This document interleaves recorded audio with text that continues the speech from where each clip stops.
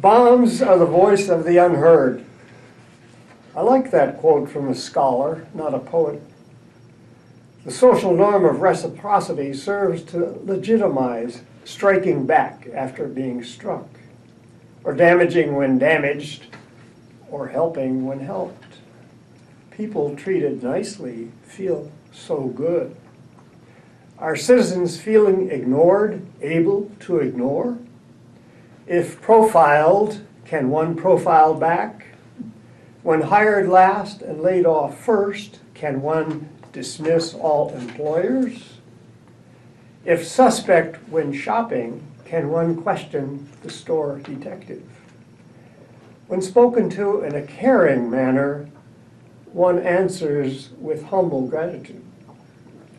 Bombs are the voice of the unheard, and looting reciprocates being a demeaned and denied shopper. Different way of looking at it. Ferguson. Not everybody would agree. Tennyson probably wouldn't agree with that. Well, that's the theory. That violence is because people don't have a voice anywhere else that anyone's listening to. And so they have no other structure through which they can speak their outrage. Yeah, I think it was a political scientist, a political sociologist or something who made that quote. I didn't make a note of his name. That bombs are the voice of the unheard. Huh. Well, that's got some, it certainly has plausibility to it. So I I chose. would say bombs still the voice of the unheard. And the people below the bombs. Well, anyway. I fell into couplets because it seemed to be kind of a pro and con kind of thing here. And rhyming was not an issue. I noticed. But I'll make up for it later. And on the other side, then we have riding the horror. Some things are so ghastly, the poet John Berryman said, you cannot respond to them directly. Now Robin Williams, poet of comedy, is fallen, dead. Out of character, he could not do that with hilarity. So floods of explanations are heard and read. Must it be that comedians and actors face the bucking bleakness of life's blackest pit? Or are fame and fortune the unsaddling factors? Oh, that we could take all blackness by the bit, tie it up to the towing hitch of our tractors, and haul it from the pasture of dread, then under the elms peacefully sit. Oh, good job, Sam. That's kind of so The good. blackness of life's blackest pit. That last stanza is Yeah. powerful stuff. Yeah. Take blackness by the bit, tow it away. I like From the that. pasture of dread. Haul it from the pasture of dread. Just out of When stuff. Sven handed me this poem a week ago, I guess it was, to read, I told him that he should have each of us read the poem aloud at the same time he reads the poem. In chorus? Performance. Yes, Hi. yes. There's been a lot of sadness hit some of us in this group. Some things have happened. This poem seems to me to be a way out and find peace at the end. That's all. Yeah. And I think I would have enjoyed listening to our voices, not in the same cadence speaking, but in our own natural voices, just speaking this poem out loud. The poet's sight. The poet hopes to say what she means. Through metaphors, she paints the theme just right. But things beyond the text creep in, it seems. A happy reader, charmed with pleasure beams, the images provide a clear delight. The poet hopes they show just what he means. No matter what pure sense the poet deems, a reader's imaging can warp her flight. New things beyond the text creep in, it seems. The choice of words is like selecting creams to top the dessert and heighten every bite. The poet hopes to say just what he means. As when we try to analyze our dreams, they're often weird, some harsh, some sweet delight. Wild things beyond the text creep in, it seems. When filled with righteousness, the poet preens. Her flowery phrasing turns out all too trite. This poet hopes to say just what she means. Dumb things beyond the text creep in, it seems. You buried your line, you know. Well, you buried the gender too. Yeah, that was nice, that's good, desexing. Politic. Politically correct. I like it. 1, 2, 3, 4, you might, in the second line of the fourth stanza, you might want to add an S in desert. Say that again, Patricia, I didn't hear you. Dessert, The yeah. second line of Oh, the yeah, fourth stanza, yeah. you might want to add an S to desert. Yeah. Right, there's two, A little sandy there. take a bite out of that desert. He's serving pecan sandies. It is. It's smoother with two S's. Two S's make it smooth. Well, you know, that's a good point you make, that a lot of times poets write and they must mean something very precise, but then along come, especially the English professors who explicate the poem and they tell you what he really, or she, Right. in this case, or she really meant to say and how it really reflects a deep hatred of her mother or father or something like that. It's just, it's a little hard to take. In the last stanza with Tennyson preening, you know, or in first draft I had gleams, because that's an M instead of an N. But anyway, True. he doesn't understand that it's all too trite, his flowery phrasing. But like villanelles are fun, if you can get those two lines. Mhm. Then they sort of write themselves, but Oh, getting yeah. the two lines Nothing sometimes to it. is a bit of a challenge. Yeah. But I always follow the same thing that Fry discusses about listing your rhymes and so on. You know, you make those lists and then you see whether or not it's going to work. Yeah, Yeah, if they don't work, the whole thing doesn't work. Right. And all those means and seams and beams and deems and creams and dreams and dreams. So all the stanzas are 3 lines except for the last, which is 4 then in a villanelle. yeah, that's the form. Uh-huh. Right. That's the form. Yeah. Yeah. And then you see how line 1 in the first stanza is the final line in stanza 2 and 4, and then the next to last in the last stanza. There's always 6 stanzas, the last one being 4 lines, and then the third line of the first stanza is the final line of the third stanza and the 5th stanza, and then the 6th stanza. And And the second line in every stanza rhymes, but not with the first and third line Ah, rhyme. That's a formula you've got to call up. yeah. some people who had trouble with squirrels raiding their bird feeder, and it gets on a stand, and so they put Vaseline on the pole, and the squirrel, first they showed pictures that the squirrel climbed up the rod, was up there eating bird feed, you know, at a mile a minute. Then they show, he comes along and he hops up onto the pole and goes, choo! And backs off and he comes and jumps up one of those, and then he comes, that bastard jumps higher and goes, Then someone set up No, there were- a series of baffles for them. Would you to figure pass out. that along? Oh, my God, Or- that's really something. Yeah, it's about 15 at least, and he mastered each one to get to the prize at the end. yeah, but he couldn't master the Vaseline. We did something like that down.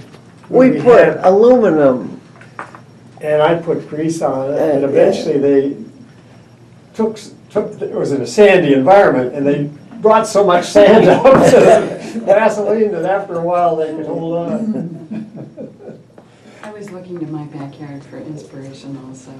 Really? Yeah, Oh. so I was interested in the topic of your You found Goethe there. I say to the moment, stay now, you are so beautiful. I've been thinking about this ever since I read it. I've got one of those stupid little Zen calendars, you know. I'm thinking, you know, he's got a point there. Some moments you want to just hold on to. So I call this Stay Now. The night air pulses with amorous crickets en masse, loudly sounding their collective intent. So happy to be alive, so joyfully fornicating. The cats race through the dark house, hallways half crazed with moonlit play. Beyond the street, very early morning freeway hum energetically advances, fades, then again rallies. Forth, one of the last sweet days of August, so ripe with growth and greenness. Squash and cucumber vines exuberantly advancing in all directions, dispensing with any notion of borders.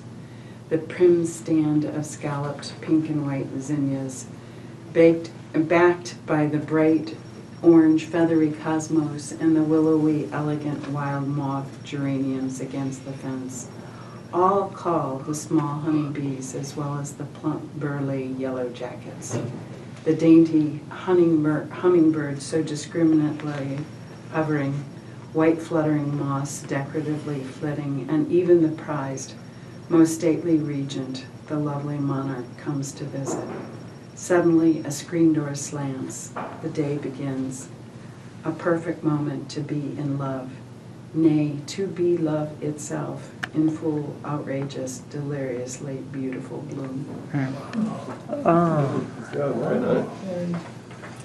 It was an attempt to capture something that I just know in short order Yeah. will be gone, you know, so I'm in love with it. I want you to be in love with it. Everybody wants to visit your backyard. I just, one thing I would say is hummingbirds are not dainty. They're not dainty. They're not dainty. They're feisty little beasts. Now they are feisty too, yeah. Yes. But at a distance, they look so dainty, yeah. I would agree. Yeah, compared to a pelican, they're dainty. Yeah. If you see a pelican flying in your yard, call it. I thought actually hummingbirds were really only interested in flowers that had tubers, you know, they were fluted, long, narrow things, and this one was all over the zinnias and Oh, the yeah. cosmos, yeah, yeah, Yeah, so, they pick on zinnias too. yeah, Yeah. I know, amazing, so, The third line from the bottom, uh-huh. do you really need suddenly in, Yeah. Yeah, I was thinking that there are some places where some of the adjectives and adverbs can be taken out to tighten it up. yeah, I think that's, it,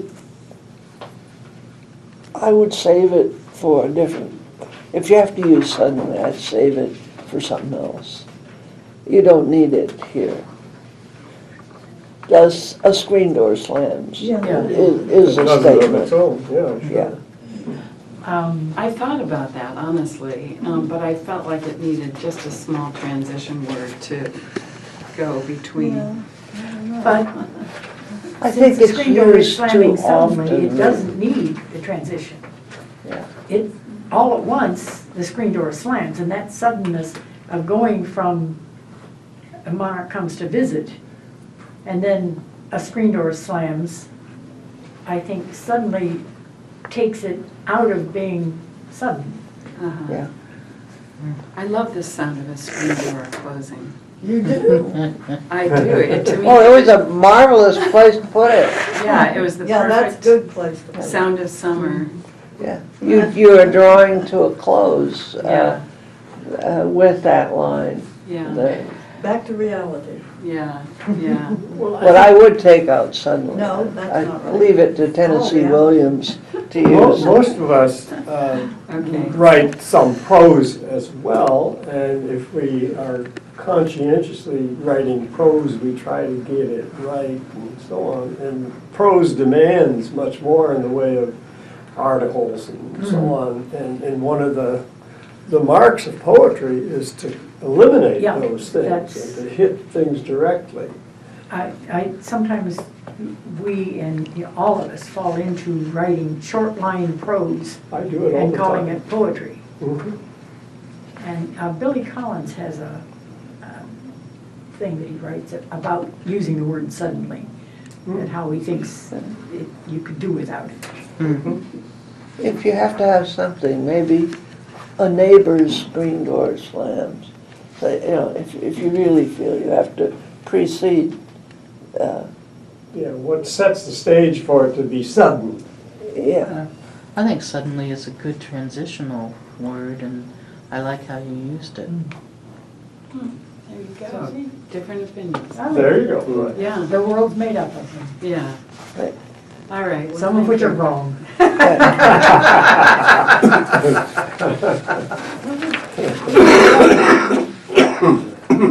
Well, if I could get these to separate, I'd take them. Pardon me, got my voice going. Well, I'm going to pass around two versions. Could you move the Poem. hat slightly? The what? Oh, the First hat. one, I'm going to mark Thank it you. by creasing the corner You have of one? this, because I don't want you to get So them you have mixed one? up. And this is, I'm doing this. they're two different versions of the same thing, but it sort of makes the point that Sven was making, that when you write prose, it's really quite different than when you try to write poetry. So I was fiddling around trying to make a poem, and I just wrote a prose poem without any attempt to be poetic. And so the one with the crease in the corner is that one. And I hope I still have it. Yeah, I have a copy for myself. But the one that I'm going to present is the one with the shorter title, Poems, Pets, and Partners. But if you, I'll read you the first version first, because you'll see how Which one is first, with or the without crease the corner. crease? The crease corner one is where I started. Okay, Fungible And is it too. was simple, it was simply thoughts, prose, no attempt to be poetic. And I'll read it to you, and it's insipid and it's very bad as a poem, but I'll read it, I tell you that for a purpose. The title is Poetry, Pets, and Partners Are Not Fungible. When I was a child and my dog died, they said I could get a new dog, but I didn't want any old dog. I wanted my original dog back. When I was much older, my wife died, and they said I could find a new bride, but I didn't want a replacement spouse. I just wanted my former wife to return. Since there's so many fish in the sea, if one fish escapes, you can fish anew. However, some things, however, are non-fungible. They're non-parallel, non-interchangeable. The poems poets produce resemble deceased dogs and departed partners. They're not replaceable with any others. They are distinct, special, and exceptional. Yeah, did I say unique in that one? I have several. you're reading the wrong poem. But anyway, that's the one I want you to throw away. What I did with that is to go back. I changed the sequence of the stanzas, and I went back and I just simply changed every line as best I could into iambic tetrameter. So every line now in the uncreased poem, which I'll read again, is iambic tetrameter, for that is 4 iambs. da da da da da da da da. That's the. I changed the sequence, and I think it improves. It's still a rather minor poem, but it improves it. Poems, pets, and partners. There are so many fish at sea. If one escapes, just cast anew. No, some things are non-fungible. They're non-pareil and can't be swapped. I was a child when my dog died. We'll get another dog, said Dad. I cried, another dog won't do. I want to have my old dog back. Though I was old when my wife died, they said I'd find a brand new bride. I didn't want a stand-in spouse. I yearned to have my ex-wife back. A poet's poems are much like this, like long-lost dogs and vanished loves. They cannot be exchanged like coins. They are unique, exceptional. It was fun to see how it transformed itself, and I think, while the effort is still rather minor, it has improved it quite considerably. Yeah. I would like to make a suggestion. Sure. Instead of saying my ex-wife, to say I yearn to have my wife back. Because ex-wife, in my mind, Yeah, it's like Divorce, see, yeah. well, there you have the problem of trying to find a da. So if you've got it, I yearn to find my ex-wife back. And I needed that beat in I have my there. same wife back. It has, I need something else besides Same. that. I didn't like yeah, that. not word. ex-wife. Real Maybe life. Real life. My real wife, that's even Or better, dear. George. Thank you. It's a good point. I appreciate that. I didn't like ex-wife either because Yeah. it's talks about, it sounds like a divorce. Divorce, yeah. Well, anyway, there probably would be another step that it would certainly improve it again if I tried to put in a rhyme scheme of some sort, and I'd have to rewrite all of the lines again to see whether I could get them to be Right. couplets or to have some kind of rhyme scheme And thing. then you could write another poem without the footnote. Put that footnote in just for you, Patricia. Oh, I'm glad you had the footnote. I swear I've never heard of fungible. Fungible, isn't that a wonderful word? I'm not I sure. think- Financiers. Yeah, that's term. what I usually think of it as. Fungible, non-fungible. But it is true, some things you can exchange. If you loan me $1, you don't care if I give you back the same dollar you loaned me, so long as I give you $1. That's fungible. If I give you a pot of rice, you don't care You if I don't want the return. same. After you've used it, she doesn't want it back. Well, you want, but you take it in kind. Now, some Yeah. things are interchangeable, and then other things. And my whole point of this is I think poems are like that. A unique creation by the poet, especially a good poet, is there's nothing else like it. You can't exchange another poem for it, and it won't be of equal value. Make that image, which is really, It's just apt, and it's just, Yeah. there's nothing like it. Anyway, that was my exercise of the day. You're gonna have to share because I'm one copy short. Jeremy, fell victim to internet blandishments, now addicted, absolutely addicted to computer games. Under threat of termination for showing up late, then fooling around with games at work. Forgets to bathe, forgets to eat, seldom sleeps. The wife and kids moved to her mother's, he hardly noticed. Blew the bank accounts, maxed out all his credit cards, leads a hand-to-mouse existence. All that just to get that last line. Yeah. I thought it was a Thought it was a typo. kid at first. That's cute. yeah. This is a real thing. I had students at Hocking write essays, women write essays about their husbands, who they were just about ready to absolutely divorce if they didn't end their internet addictions with games. It was crazy. Well, there was a couple in Korea who were so addicted to games that their baby starved to death. Oh, my God. because they just didn't notice that there was a baby that needed to be fed. They were Jesus. into their games. Mm. It, Oh, that's chilling. Yeah. Whoa. Whoa. So, had the kids, I don't know, I think his wife was in the hospital because she just had a new baby.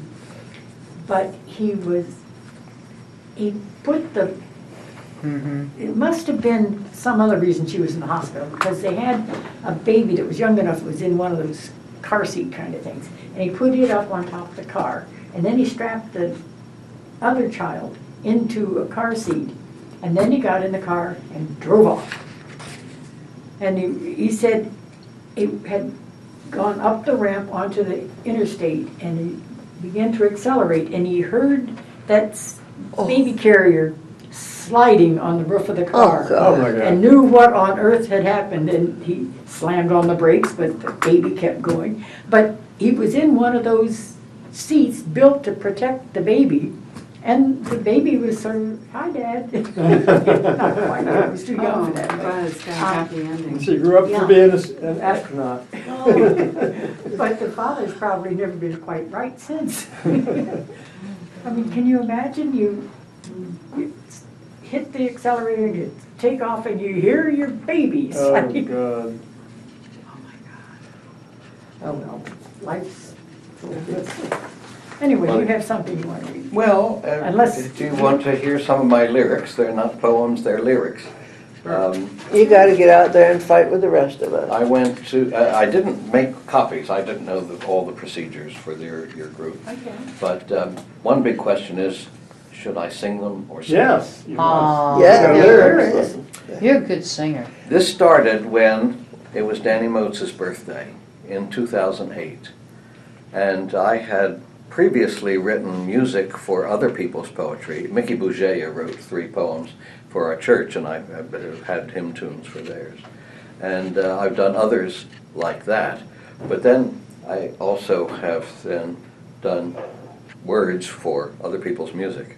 So one year, this was, as I say, 2008, I did songs for everybody who celebrated birthday with me. Oh, Danny boy, the years are flowing. They rush like rivers through our lives and on. It is not sad to realize this, for growing old with you are all your friends in verse and song.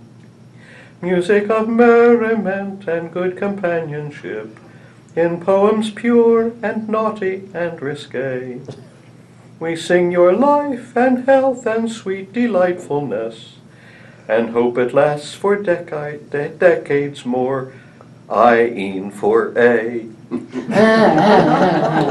Maturity is better than we had a right to think it was when hair was not so gray.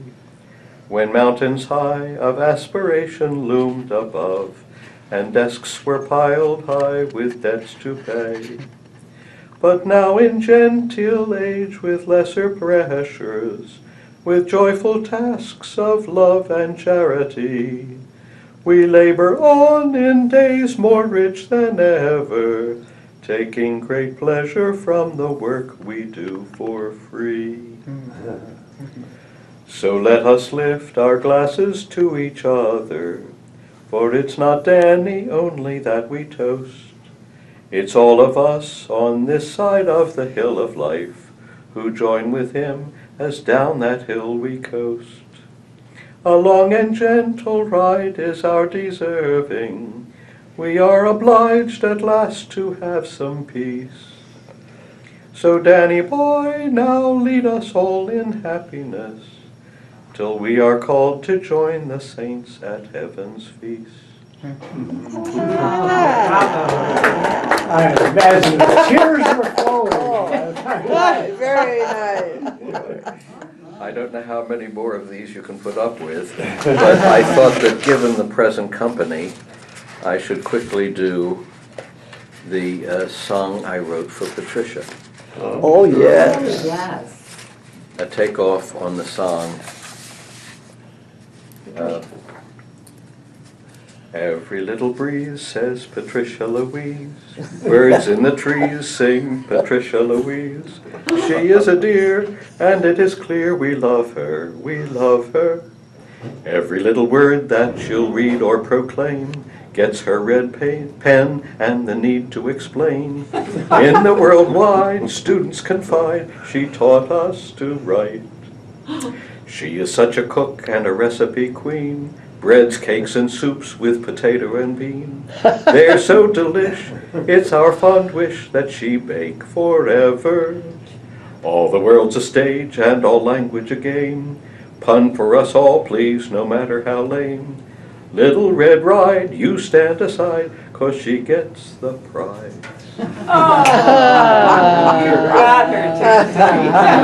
Right there. Well, The anyway, recipe queen. I like we that. went through this for quite a season, and I don't want to bore you with all of them, but one of them that's been especially important has been one that I wrote for the 50th anniversary of our congregation, the Christ Lutheran Church. We're getting near 60, at which point we can just change the 50 to 60. But it's to Beethoven's Hymn of Joy. 50 years of faithful worship, rich in blessings from above. 50 years of deep reflection on the gospel's word of love. In our lives of willing service, thanks to God who guides our way. Through the turmoil times of struggle, bringing us to joy today. Here in Athens half a century, here we keep our witness clear. Here in Appalachian foothills we preach Jesus without fear. University and county, this our parish, this our role. Our vocation rich in blessings to reach out to one and all. Hear our pipes and hear our voices as we contemplate our place. Listen while we tune our hearts to hear God's words of love and grace. Praise to God who, rich in blessings, gives this world its glorious glow. Peace and mercy, hope and gladness stay with us as on we go. True to Luther and Melanchthon, set for what the future brings. Happy in our past traditions, open to our world's new things. Onward, upward, inward, outward, Jesus guide us in our ways. Rich in blessings, peace and friendship, make our lives true hymns of praise. It's called Rich in Blessings because each verse has the phrase rich in blessings in it. So we sing that once a year, every year at church. Very nice. Very nice. Melanchthon was one of Luther's co-workers and frankly a better writer, but okay. You don't, or do you, adhere to feet as in poems? You know? Well, you always have to when you're singing. But sometimes in singing, a word will kind of get slugged together. So Yeah, as or to- you can stretch it out. Yeah, Yeah, yes, you stretched can. out too, yeah. And like that business with the apostrophe of, so that you Yeah. have blessed instead of blessed, or that Sure, that thing right. happens all the time. But yeah, when you're singing, you rarely have the luxury of an extra syllable, so you have to compress it somehow. But if you take the lyrics of songs and try to just read them as poetry, they really don't work, because you need to be able to stretch things out. Yeah, I hear it all the time in songs, and I just wondered how. So anyway, I did one for Dick Bracken and Richard Bracken and Matthew Griffin. Their birthdays are one day apart, and so for years we've had a birthday for them. And the one, if you will indulge me, one more. Beth Godicke has been a good friend over the years and a dear soul. One time she came to a Christmas concert, and I said to her, "Hello, Mrs. Lahem." She looked at me quizzically, and then she realized Beth Lahem. So somewhere here, I have a song that I wrote for her when she invited me and some friends to have dinner with her at the Salam restaurant. Oh, little gal called Bethlehem, how sweet of you to say, come dine with me in Athens town on Christmas 11th day. You really are so gracious and blessed with friends galore. I'm proud to be among them now to celebrate once more. Good food and laughter makes us all more healthy and more sane. Without these holidays and feasts, our lives would be inane. So thanks to you, I've come here to share a little time, to catch up on your thoughts and dreams, a bit of Auld Lang Syne. The name Salam means peace, you know, and that is my wish for you, that all be well and joyful here, and we keep strong and true. It isn't often stated to family and friends how much we love and cherish them, so thus my carol ends. We had to sing that twice for everybody at the restaurant. So, oh, sing that one again. That's fun. That's delightful. Yeah, really. You Yeah, call them lyrics, great but they're idea. poetry. You should- Yeah. Well, they are. There's a sub-form of poetry, and Yeah. certainly they should. Well done. Okay. I can see where your friends are thinking, I hope he writes one about me. Some of them are less interesting than others. Probably true. Everything any of us write. Yeah. That's for sure. Anyway, Thank you. Wow. yeah, You didn't write on the edge. right, the computer and I agreed once. We don't often agree. I danced with Tony Rojas, is the name of this poem. Intriguing title, I have to say. So, what am I doing sitting here in this bar? My date kept looking at me for some answer other than the one I'd given him. My friend, co-worker really, had said that Tony would be here. Tony, a husband, everyone in the office wondered about. Bernice always glowed when she mentioned him. So there we were. The music was loud, brassy with horns. Couples were doing sweaty two-step on the crowded floor. Bottles of Atway and Dos Equis on every table. We waited, making small talk over the noise, and waited. About 11 o'clock, when the band took a break, I saw Bernice and a man walking towards us. This was not the girl I knew at the office. This was a beautiful creature, dressed in silver, hair piled on top of her head, high heels. No calm clothes, sweater sets, muted colors. This was drama, an unknown element. The man was not tall, black-haired, no swagger in his steps, 40 at least. She was almost 20 years old. Everyone in the room watched the two of them with interest, and it was at my table where they came to a stop. A few gasps, a few muted gringos from nearby tables. I think I might have been holding my breath because when I made to introduce them to my date, I felt I didn't really need that next breath. The men shook hands. Bernice and I touched cheeks. Her makeup was so perfect, and I felt dowdy next to her. As they were leaving to join his uncle's table, Tony asked me if I danced. Fool that I was, I said yes. He said good and walked away. When the musicians returned, there were no sombreros. There were flutes instruments I'd never seen before. Maracas, gourds, tingly things. A younger group of dancers were on the floor now. They used hips and shoulders like caresses. Their feet moved as if their bodies had no weight. And there was Tony, dancing. The woman was a strong dancer. Her movements matched his, as if a clock had 2-second hands, fast, rhythmic bodies, clothed but unfettered. The flute became a bird twittering in the top of a tall tree.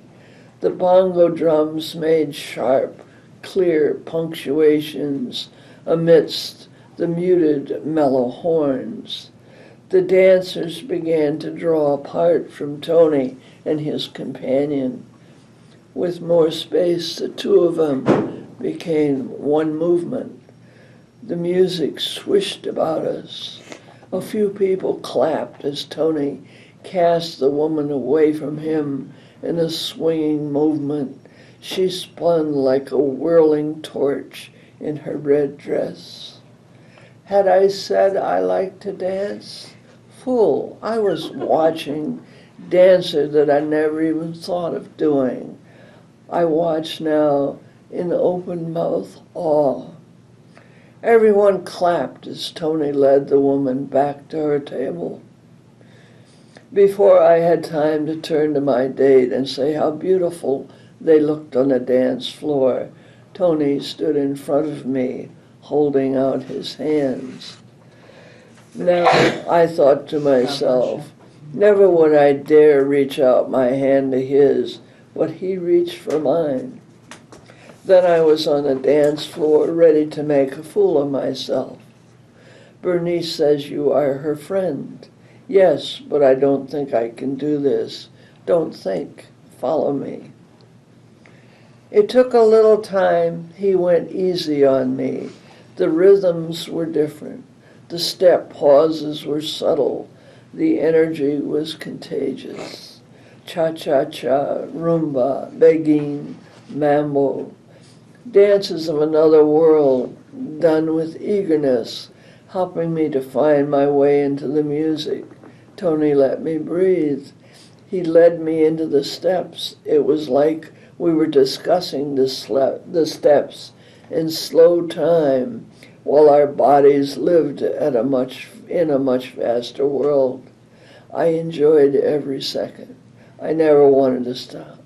For a few minutes, that Mexican bar on the fringes of Detroit's Skid Row held all the charm and drama music can offer. Then it was over. I never saw Tony again. I moved from the city later that year. I still hear the music. That's great. An affair on the dance floor.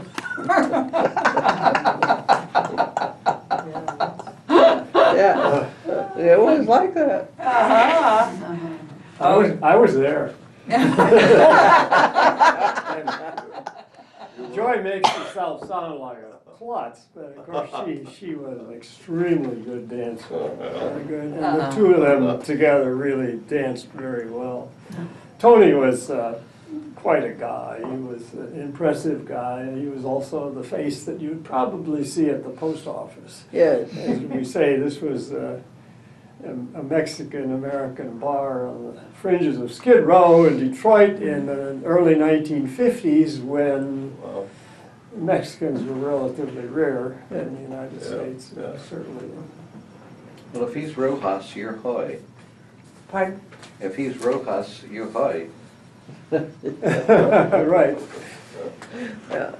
Quite, yeah. I think on the last line, I would take out, I moved from the city later that year. Okay. I think just, It's then it was over. unnecessary. I never saw Tony again. I still hear the music. Yeah, Yeah, that's better. I Thank think you. so too. I Thank you. agree with that. Thank you. That's a great story. It's a short story.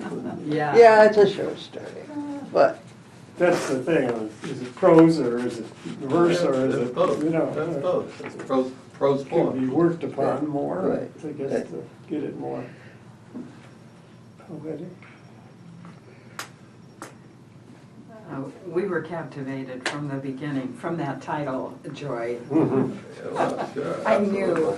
It's a great name though, isn't it? Tony Rojas. That Rojas. sounds like, Yeah. that really sounds like it. Yeah. Yeah. I was trying to figure out who was Tony Rojas. I thought he was a Right, famous right. somebody. That's such a ringing name, a great name. I think he was. Dancing was the one sweet thing Tony did. Everything else was crude and rough Yes. and nasty. You don't want to know. Yeah, I know the type of. I don't mean sweet like sugar, I mean sweet like good. Did your friend stay married to him? Pardon? Did your friend stay married to him? I'm sorry, Did your friend stay married to him? I have no idea. Oh, okay. I don't even know if they were married, Oh, but okay. they lived together. Okay, yeah, Yeah. yeah, yeah. She was a tiny little thing. You know. Of course, he wasn't really a large person. He looked larger than he was. But he had feet that were capable of amazing steps. Yeah, yeah. Well, that's wonderful. I'm glad you had that wonderful experience. Dancing with Yeah, Tony and then Rojas. wrote about it, because this is memorializing it forever. Yeah. I don't know why the thought occurred to me a couple of weeks ago. I got to thinking about That's Tony great. and Yeah, I mean, I never danced with anyone as good a dancer as he was. yeah, Well, yeah, yeah. It wasn't a Fred Astaire type of, he was a dancer. I mean, he didn't dance for, and then stand back and let you say how good he was. He just danced. Uh-huh.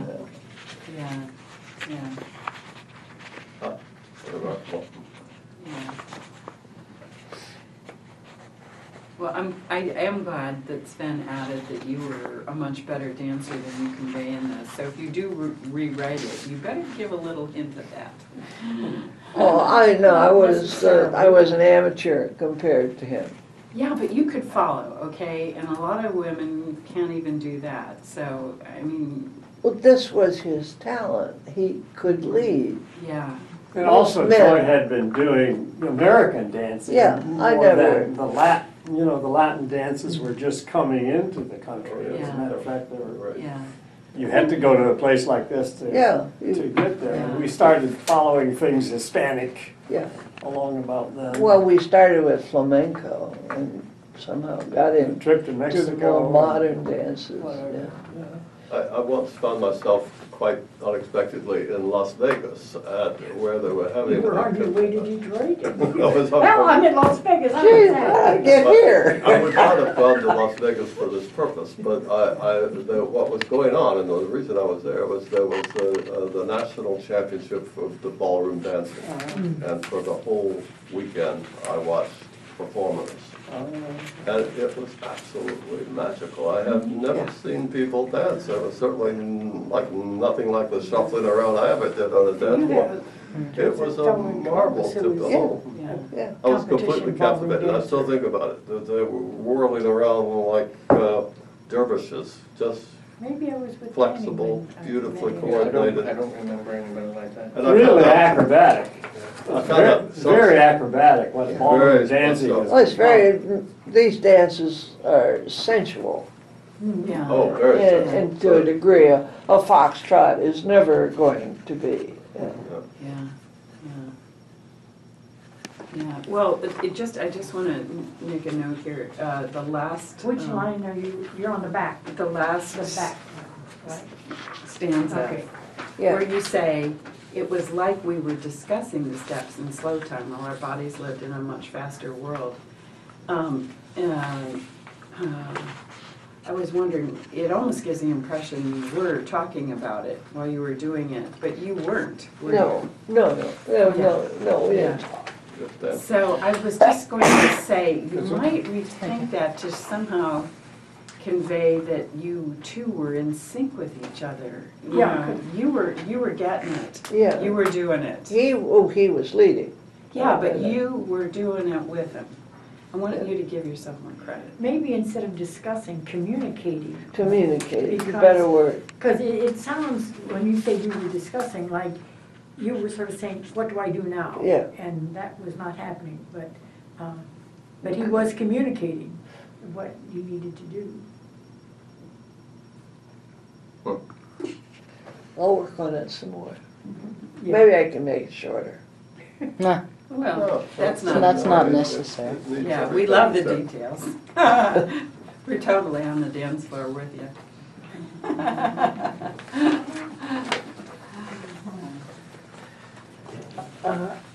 What I have is an allergy, so don't be afraid of me.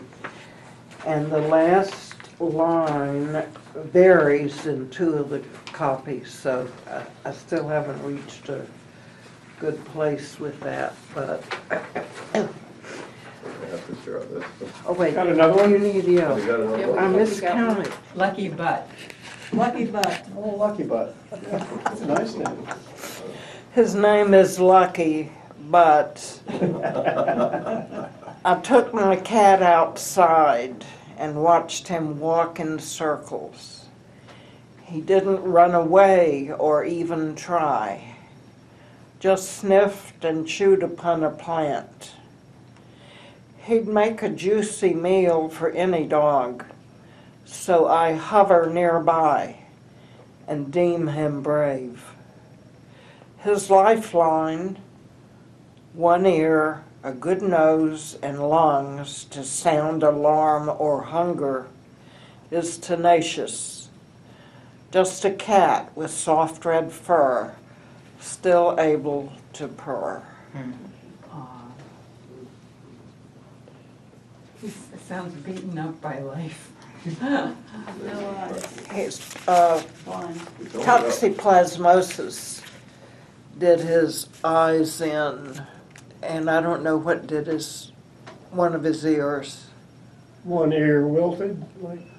One ear, he can't locate sounds. He looks up, but he can't locate the sound. Oh, I see. So physically it's there, but it doesn't seem to be working. Oh, yeah. Not unlike my cat. Remember the Kitty-Rat poem I read a couple of times ago where the cat went out and got wounded and the ear blew up like a balloon and then just wilted down. He became. Have any suggestions? And the last line I'm not too satisfied with. Well, I just take out and. I would put a period after cat and leave it there, that way.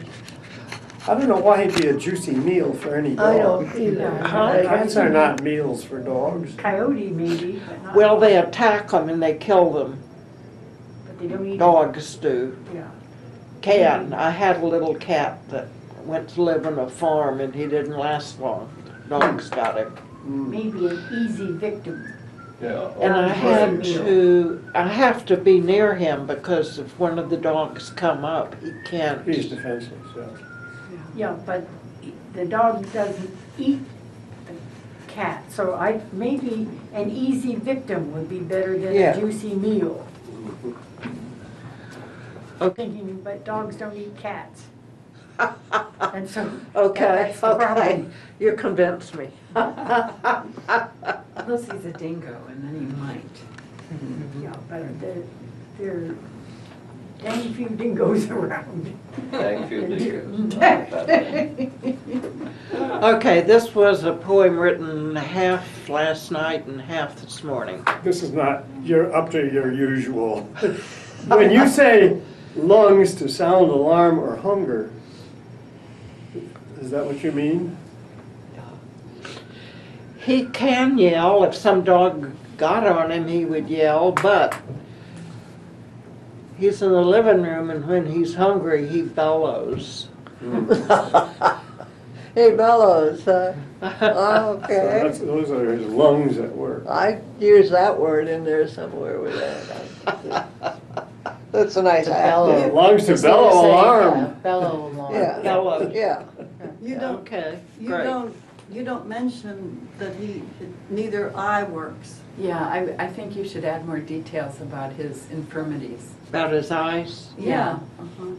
He Yeah. can't Well, it see. gets a little complicated because I had the really bad eye taken out recently, Yeah. sewn up. And so Wow. he's just got the other one, but the other one, That makes it even more dramatic. Yeah, yeah. Yes, I mean, Is this a cat or a disaster? Yeah. okay, I'll try, I'll put more details in and maybe I can use it for next time's poem too. I was gonna say, why do you love this cat? Why do you love this cat? I identify with him, I don't want to be, I don't want to be put attacked by a down. Yeah. I have trouble seeing and Well, hearing. there's a great metaphor then, you know.